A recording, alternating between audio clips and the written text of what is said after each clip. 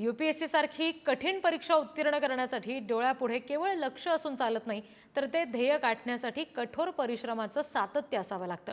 आणि हीच जिद्द मनात बाळगून नागपूरच्या सौरभ येवलेने पहिल्याच प्रयत्नामध्ये यश संपादन केलंय. UPSC परीक्षेत सौरभ 669वा क्रमांक प्राप्त करून आता चांगल्या गुणांनी पास झालेला आहे. सौरभला IPS किंवा IRS कॅडर मिळण्याची अपेक्षा आहे. आपल्यासोबत आहेत सौरभ येवले. सौरभ, काय सांगाल, म्हणजे पहिली प्रतिक्रिया काय आहे? पहिली प्रतिक्रिया म्हणजे आपलं नाव त्या लिस्टमध्ये आहे याचा फार आनंद आहे आणि देवाला धन्यवाद, आईबाबांना नमस्कार आणि टीचर्सचाही सगळा गायडन्स होता, त्यामुळे हे शक्य झालं.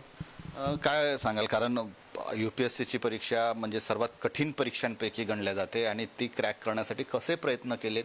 सुरुवातीपासून म्हणजे लहानपणापासूनच तुम्ही ठरवलेलं होतं का की आपल्याला याच स्पर्धा परीक्षेमध्ये जायचं आहे? हो, 8वीपासून मी ठरवलेलं की मला स्पर्धा परीक्षेत जायचं आहे आणि नेमकं UPSCचं फॅसिनेशन होतं. तर कॉलेजमध्ये ग्रॅज्युएशन झाल्याबरोबरच मी कोचिंग जॉईन केली आणि दिल्लीला 2 वर्ष राहून तयारी केली, ज्यांनी मग आता हा निकाल आला आहे माझा.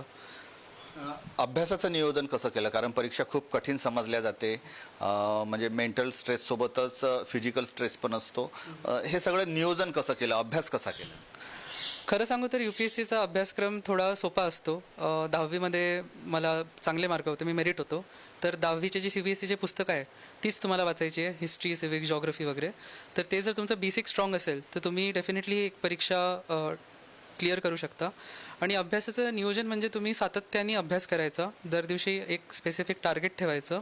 जर असं म्हटलं किती तास अभ्यास करायचा तर प्रयत्न करू शकतो आपण की कमीत कमी 10 तास अभ्यास करायचा.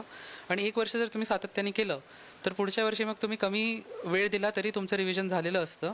तर तेच तुम्ही फक्त रिफाईन करता, रिव्हिजन करता आणि त्यांनी मग तुम्ही इझिली क्लिअर करू शकता ही परीक्षा.